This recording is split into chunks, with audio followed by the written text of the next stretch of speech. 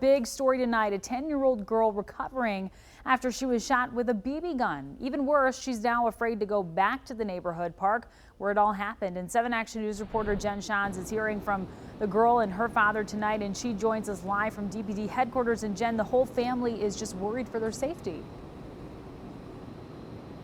Yeah, Amira, that's right. Not only is 10-year-old Maishan recovering from those 2 injuries following that BB gun shooting, but her parents say they're concerned for the entire family's safety. They say they reported that suspected shooter to police, and then after that, they were threatened. I don't want to go to that park anymore. That's because the last time 10-year-old Maishan Jennings was here, she was shot with a BB gun. She says 2 teenage boys were also at the park. One appeared to have a couple of BB guns with him. I'd never seen this boy a day in my life. Maishan says he pulled it out and aimed for her. Instantly, she felt burning in her knees. I didn't even look down. I just started riding away, screaming help and fire. Maishan lives just a block from the park, where she described the shooter to her dad and older brother. I got out there just to confront the young man. He was whipping the gun out again.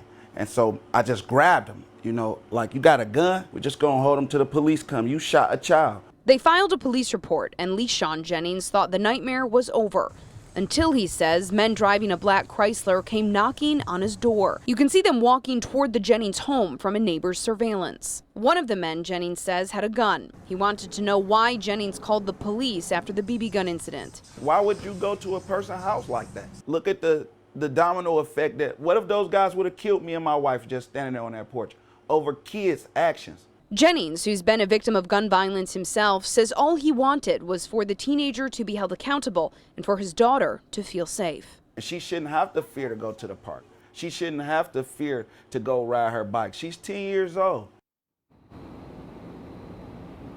Now, it's unclear what, if any, charges that suspected shooter, that teenager, could be facing. Meanwhile, Jennings says he called 911 after that armed man left his home, and he says no one showed up. We've reached out to Detroit police, who are investigating that alleged BB gun shooting. We're expecting to hear much more from them tomorrow morning. Live in Detroit, Jen Shantz, 7 Action News. Amira? All right, and we will be following all the latest updates there as well. Thank you, Jen, for that. At number 2.